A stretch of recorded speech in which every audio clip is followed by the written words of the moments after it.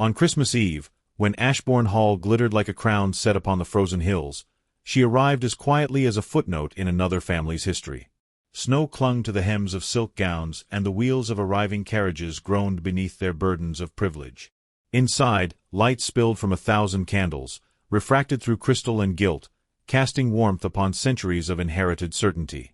She stood just beyond the threshold for a moment too long, gloved hands folded, breath measured, already sensing that she had crossed into a room where no one had been expecting her at all. She had been taught, from girlhood, how to enter a space without disturbing it, how to soften her gaze, how to carry her name with humility rather than insistence. Her upbringing had been respectable if narrow, her manners precise, her hopes modest. She was not unaccustomed to discomfort, nor to standing slightly apart from those who possessed more than she did. Yet Ashbourne Hall carried a different gravity. Its marble floors and ancestral portraits did not merely observe her. They seemed to weigh her worth, measuring it against the long shadows of dukes long dead. The guests, drawn from the highest tiers of English society, had already arranged themselves into bright constellations of conversation. Laughter rose and fell with practiced ease. There were familiar alliances at work, old rivalries softened by age, young ambitions sharpened by the season.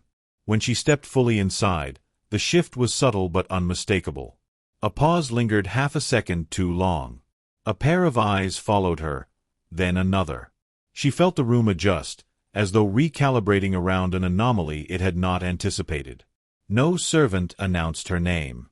No welcoming voice rose to claim her. She moved forward anyway, guided by instinct and a thin thread of resolve, until a chair was offered at the far edge of the gathering. It was placed politely, almost apologetically, away from the center where laughter clustered most thickly.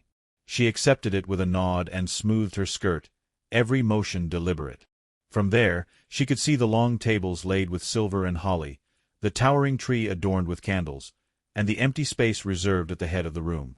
The Duke of Ashbourne was not present. His absence was spoken of with a familiarity that bordered on resignation. Some guests murmured of his temperament, others of his long withdrawal from public life. A few spoke his name with faint disapproval, as though solitude were an eccentricity unbecoming of his rank. She listened without appearing to listen, learning quickly that the man she had not yet met was already a subject of quiet fascination and unkind speculation. She had come to Ashbourne under careful instruction, believing herself summoned for a temporary post, a companionable role requiring discretion rather than distinction. The letter she had received was formal, unsigned save for an initial, its language precise and unembellished. She had accepted because it offered purpose, and because purpose, for a woman without fortune, was a form of safety. Now, seated alone amid the glitter of Christmas, she sensed that some error had been made, and that she was the visible consequence of it. The whispers began softly. They always did. Who was she? From where had she come? Why was she here, unclaimed and unintroduced, on such an evening? Each glance carried a question, each smile withheld its warmth. She held herself upright, chin level, refusing to retreat into embarrassment. Yet the silence around her pressed close, a reminder that dignity, when unsupported, could feel very much like isolation. At the far side of the room, the Dowager Duchess of Ashbourne observed everything. She was a woman carved by discipline and expectation, her bearing unyielding, her expression a careful mask of composure. Time had not softened her features so much as refined them into instruments of perception. She noted the disturbance almost at once, tracing its origin with a practiced eye until it settled upon the solitary young woman seated beyond the circle of ease. The Dowager did not hurry. She had never hurried in her life. Instead, she waited, allowing the room to reveal its own discomfort. She understood scandal as one understands weather, sensing its approach long before the storm arrived. The presence of an unexplained guest on Christmas Eve, at Ashbourne Hall, was precisely the sort of irregularity that invited destructive curiosity. And curiosity, among the titled and idle, was rarely benign. As the evening progressed, servants circulated with trays of wine and seasonal confections. Conversations resumed, though now they curved subtly around the anomaly, careful not to include it. She accepted a glass she did not drink from, her fingers steady despite the heat rising beneath her collar. She told herself she would endure the evening, that she would retire quietly and seek clarification in the morning. It was a rational plan, modest and unobtrusive. Yet reason did little to soothe the sting of being visibly unnecessary. It was then that the Dowager Duchess crossed the room. Her movement was unhurried but unmistakably purposeful, parting clusters of guests with a mere inclination of her head. Conversations faltered as she passed. Eyes followed her progress, alert to the shift in authority.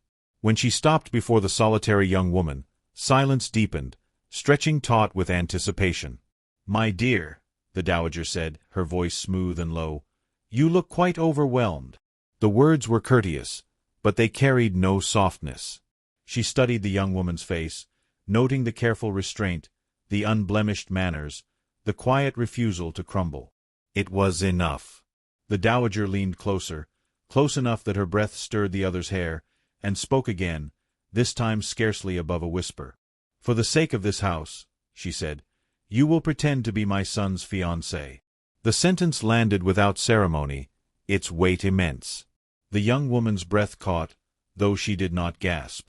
She met the dowager's gaze, searching for some indication of jest, or mercy, or retreat.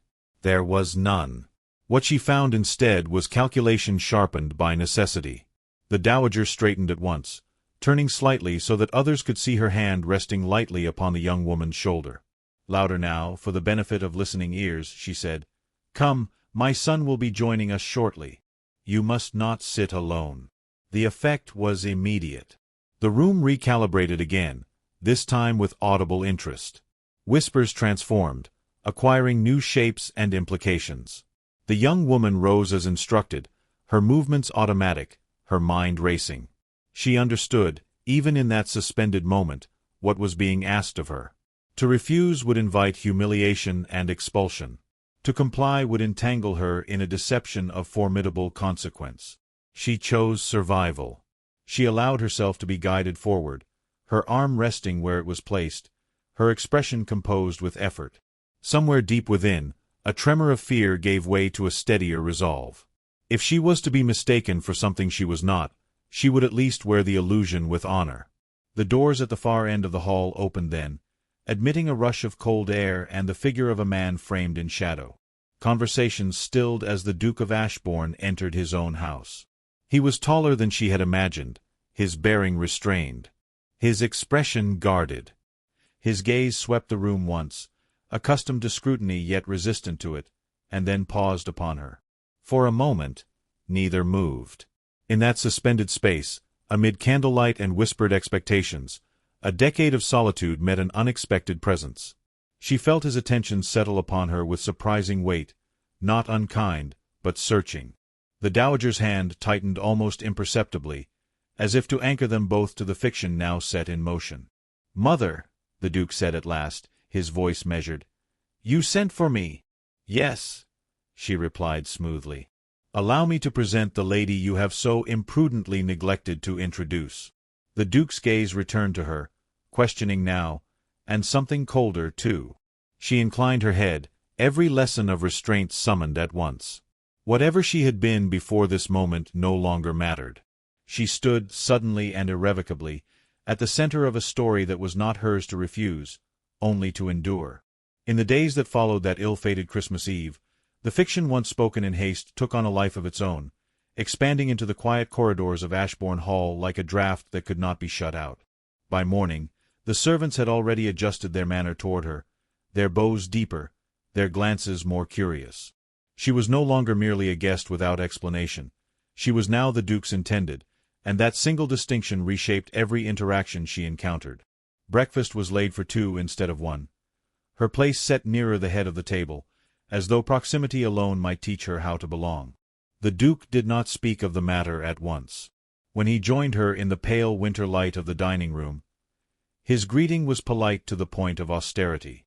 He inquired after her comfort, her journey, her health, all with the controlled cadence of a man accustomed to measured exchanges.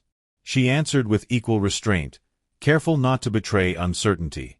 Between them lay the unspoken truth, dense and unwieldy, neither willing yet to grasp it openly.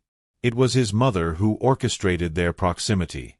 She arranged walks through the frost-laced gardens, insisting upon shared appearances that would solidify belief among the staff and, by extension, the wider world.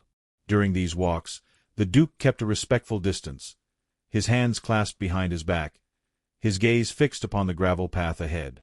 She matched his pace, aware of the tension humming between propriety and pretense. The air carried the sharp scent of winter roses, their blooms stubborn against the cold, a quiet defiance she could not help but admire. Their conversations remained formal, yet gradually they lengthened.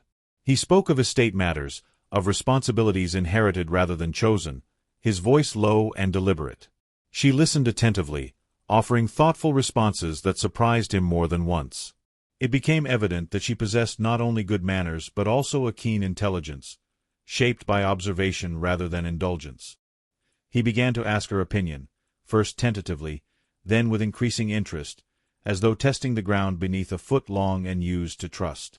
Rumors, however, traveled faster than understanding. Letters arrived from neighboring estates, thick with veiled curiosity and invitations extended in the name of celebration. The Dowager Duchess accepted them with satisfaction, selecting those that would best reinforce the illusion. At one such gathering, a winter luncheon marked by excessive refinement, the Duke was expected to attend with his supposed fiancée at his side. The announcement was delivered to them both with the cool certainty of a command. On the day of the luncheon, she dressed with deliberate care, choosing a gown understated yet elegant, its color deep and dignified.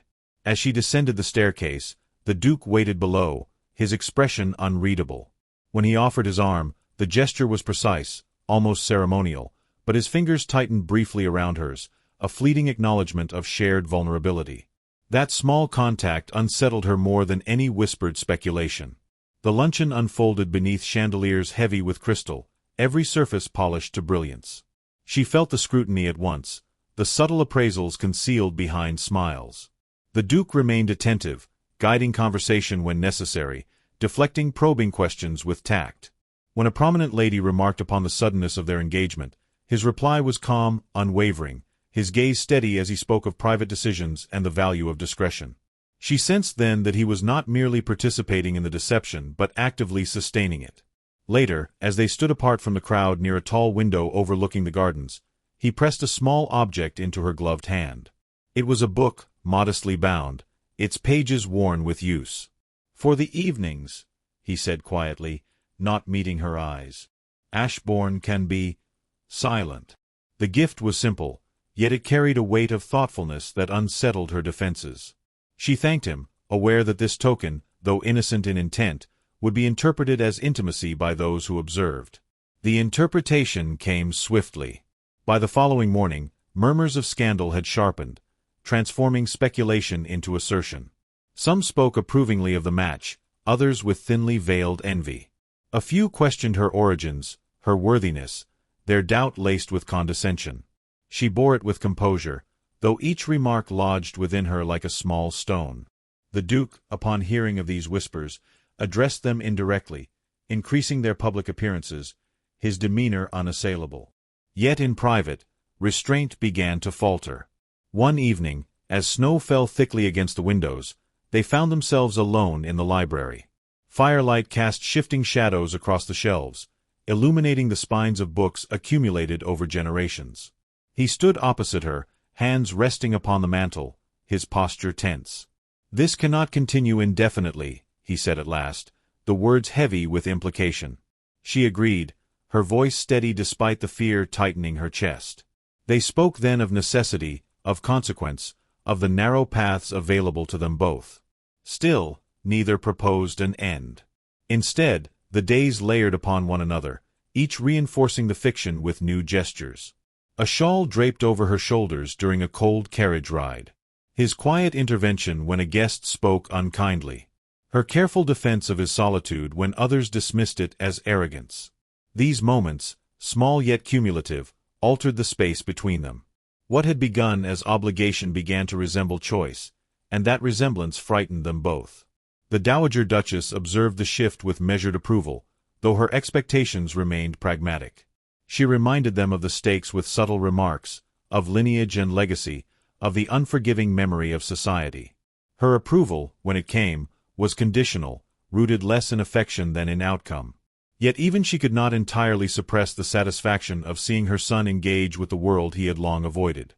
The turning point came unexpectedly, borne on the careless tongue of a visiting cousin. During an afternoon tea, she remarked, with feigned innocence, upon the speed with which arrangements must have been made, given the lady's recent arrival at Ashbourne. The implication hung in the air, sharp and dangerous. The room fell silent, eyes darting between the couple. The Duke responded without hesitation, his voice firm. "My affairs are my own," he said, "and I will not have them dissected for amusement." The rebuke was effective, yet the damage lingered. That evening, as they walked once more through the gardens, the ground crunching beneath their steps, the reality of exposure pressed close. She confessed her fear of being revealed, of bearing the blame for a deception she had not conceived. He listened, his expression darkened by resolve. "I will not permit you to be sacrificed," he said quietly. The certainty in his tone startled her, offering both comfort and deeper complication. They paused beneath a bare-limbed oak, its branches etched against the fading sky. For a moment, the world seemed to hold its breath. He looked at her then, truly looked, and she saw in his eyes a conflict between duty and something far more perilous. He did not speak further, but the silence itself was charged, an unspoken promise and a warning entwined. As they returned to the house, the bells of the nearby village church rang the hour, their sound carrying across the cold air. She felt the weight of what they had built together, fragile and formidable in equal measure. The fiction remained intact, yet it trembled now with the strain of truth pressing against it. Somewhere ahead lay a reckoning neither could avoid, and as Ashbourne Hall rose before them once more, luminous against the winter night, she understood that the greatest scandal had yet to unfold. The storm arrived without ceremony, sweeping across the Ashbourne estate in the late hours of an otherwise unremarkable evening, its wind rattling the ancient windows as though demanding entry. She had retreated to the small sitting-room adjoining her chambers, a space modestly warmed by a single fire, when the sound of measured footsteps halted outside her door. She knew them by then, the deliberate cadence unmistakable. When she opened the door, the Duke stood there, his coat dusted with snow, his expression drawn with a gravity she had not seen before. He did not offer pleasantries. Instead, he stepped inside at her silent invitation, closing the door behind him as though sealing them away from the rest of the house. The fire cast a muted glow upon his features, revealing lines of fatigue and restraint long maintained. For a moment, neither spoke. The wind howled beyond the walls, and the house seemed to settle around them, attentive to what might unfold. "This must end," he said at last, though his voice lacked finality. She felt the words strike deep, yet she did not flinch. She had been preparing herself for them since the night of the oak tree, rehearsing responses she now found inadequate.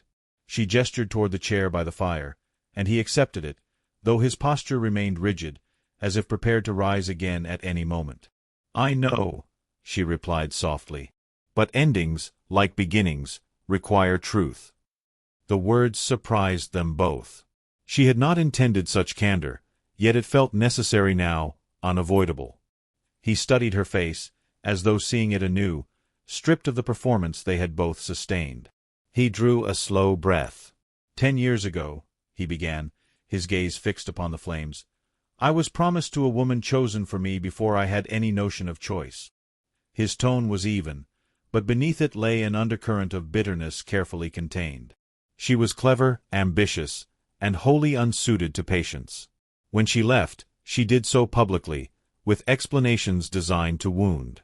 "I withdrew because it was easier than risking another spectacle." She listened, her hands folded in her lap, absorbing the confession without interruption. She had heard fragments of this history, shaped by rumor and exaggeration, but never the quiet truth of it. He spoke of solitude not as punishment but as refuge, of the way silence had become both companion and shield. "My mother," he added, "believed isolation a failing. I believed it a mercy."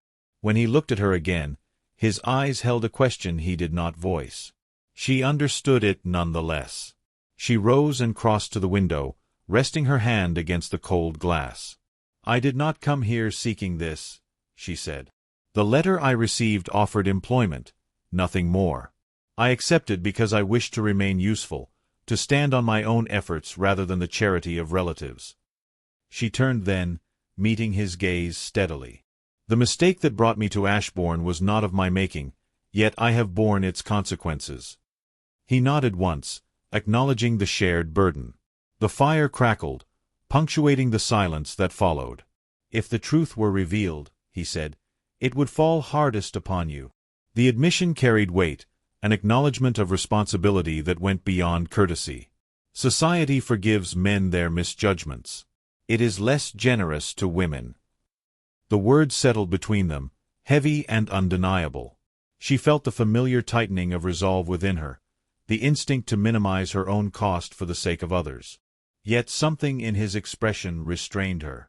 He was not seeking sacrifice, he was offering recognition. I would not have you continue this charade out of obligation, he said quietly. Nor will I permit my mother to dictate your fate. She returned to her seat, closer now, the space between them charged with unspoken feeling. And yet, she said, ending it abruptly would invite questions neither of us can control. Her voice wavered despite her effort. I fear becoming the cautionary tale whispered over tea. He leaned forward, elbows resting on his knees, his composure finally yielding. So do I, he admitted. The vulnerability in his tone was unmistakable, and it altered something fundamental between them. No longer were they merely collaborators in deception, they were confidants bound by shared risk. The storm intensified, rain lashing against the windows with renewed force. In that enclosed space, time seemed suspended, granting them a rare freedom from the roles imposed upon them. He spoke then of his days in solitude, of mornings spent riding alone across the estate, of evenings filled with books and silence. I told myself I was content, he said. But contentment, I have learned, is not the same as fulfillment. Her response came without calculation. You are kinder than you allow yourself to be, she said, and braver, for all your caution. The compliment was sincere, unadorned. It startled him, drawing a faint, incredulous smile to his lips. You see too much, he murmured. Only what you permit, she replied. The fire burned lower, and he rose to add another log, the simple act grounding them both. When he returned to his seat, their knees nearly touched. Neither moved away. The closeness was electric, restrained by propriety yet charged with longing. He reached out then, hesitated, and withdrew his hand. The restraint spoke louder than any embrace.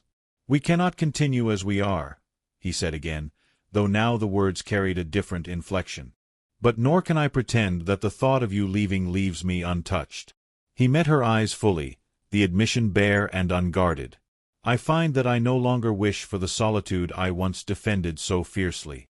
Her breath caught, and for a moment she feared she might betray herself entirely. She steadied her voice with effort.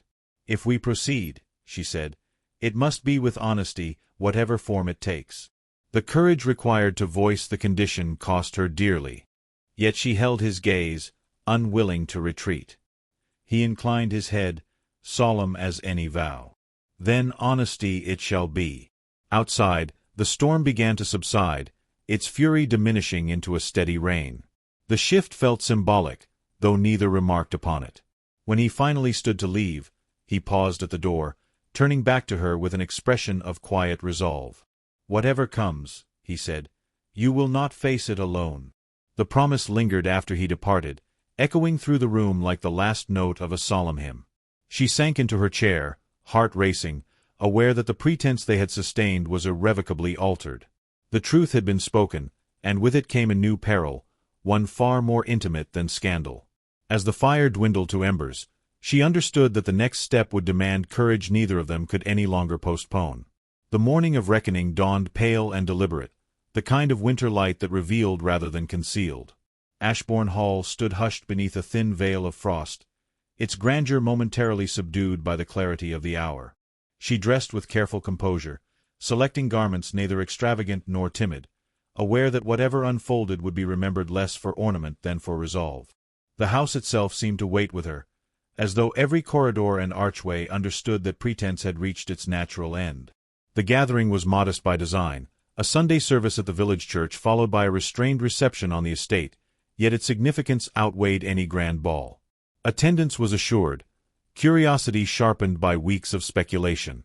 She arrived on the Duke's arm, her posture steady, her expression serene despite the tremor beneath. He walked beside her with uncharacteristic openness, his presence no longer guarded but purposeful, as though each step were an act of quiet defiance against the years he had spent in retreat. Within the church, they took their place among the parishioners, the scent of candle wax and winter coats mingling in the air. Hymns rose and fell, their solemnity offering a strange comfort. She found herself listening more intently than ever before, the words of devotion resonating with her own internal reckoning. When the congregation bowed in prayer, she felt the Duke's hand tighten briefly around hers, not possessively but reassuringly, a silent affirmation of shared intent. After the service, the reception unfolded beneath the open winter sky, guests gathering in small clusters upon the terrace. The Dowager Duchess presided with measured grace, her expression inscrutable yet alert. She observed her son closely, noting the subtle transformation in his bearing. He was no longer merely enduring society. He was engaging it on his own terms. The realization unsettled and impressed her in equal measure. Whispers began almost at once, coiling through the crowd like a living thing. There were glances, pauses, the unmistakable anticipation of disclosure. She felt the weight of them keenly, yet she did not shrink. The weeks of pretense, the quiet confessions, the unspoken promises had forged within her a steadiness she scarcely recognized. When the Duke guided her toward the center of the gathering, conversation ebbed, attention converging with unmistakable force. He released her hand only long enough to face the assembled guests fully. His voice, when he spoke, carried without strain, calm and resolute. "I am aware," he said, "that my private affairs have invited more interest than I have encouraged." A ripple of restrained reaction moved through the listeners. "That interest has been sustained by my own silence, and for that, I take responsibility." She stood beside him, her gaze forward, her presence neither hidden nor ornamental. He continued, addressing not merely the guests but the invisible authority of custom itself. "What began as an expedient born of circumstance has become something I will no longer permit to be mischaracterized. I will not allow speculation to define what I have chosen deliberately." The Dowager Duchess stiffened almost imperceptibly, her attention sharpened. She understood the implications of his tone even before his next words confirmed them. "This lady," he said, turning toward her at last, his expression softened by unmistakable sincerity, "entered my life through error, but she has remained by choice. Mine." The air seemed to still. She felt her breath catch, though she kept her composure, meeting his gaze with quiet courage. "I have lived many years governed by caution," he went on. "I believed solitude protected me from disappointment. I was mistaken. What I feared as vulnerability I now recognize as connection, and I will not retreat from it again." A murmur swept the crowd, some startled, others impressed by the candor of a man long known for reserve. He reached for her hand once more, holding it openly. "I ask you to accept," he said, "that my intention toward this woman is neither convenience nor performance. It is commitment." For a moment, no one spoke. Then the Dowager Duchess stepped forward. The movement drew every eye, her authority undiminished. She regarded them both, her gaze lingering upon her son's face. Something shifted there, a recalibration long overdue. "Ashbourne," she said quietly, "has endured through adaptation as much as tradition." She inclined her head, a gesture restrained yet unmistakable. "If this is your choice, then it shall be respected." The approval, hard-won and measured, released a tension that had bound the gathering. Conversations resumed, altered now by acceptance rather than conjecture. She felt the shift keenly, the invisible weight lifting from her shoulders. When the Duke turned to her, his expression held a question she answered without words, her smile faint but resolute. Later, as the guests dispersed, they walked together along the edge of the estate, the winter sun casting long shadows across the frost-hardened ground. Silence accompanied them, no longer heavy but companionable. He stopped beneath the same oak where uncertainty had once held them in suspense. The branches above were bare still, yet buds hinted at the promise of spring.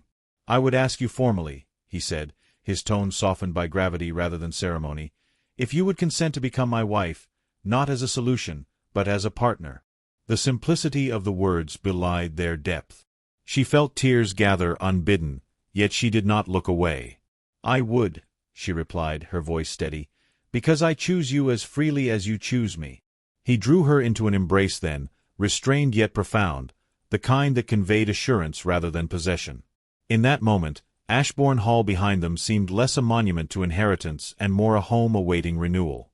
The bells of the church rang again in the distance, marking the hour, their sound clear and resonant across the fields. In the weeks that followed, preparations unfolded without haste. There was no urgency born of scandal now, only intention guided by respect. Letters were written, announcements made, each confirming the reality of what had once been a fiction. She moved through the days with a sense of purpose newly defined, her presence at Ashbourne no longer provisional but assured. On a morning touched by early spring, they were married quietly, witnessed by family and a small circle of friends. Sunlight streamed through the church windows, illuminating vows spoken with clarity and conviction. When they emerged together, the world seemed altered not by spectacle but by alignment, as though life itself approved of their union. Years later, it would be said that the Duke of Ashbourne had returned to society transformed, his estate warmed by laughter once absent. It would also be said, less formally but no less truly, that a woman who arrived by mistake had changed the course of a legacy.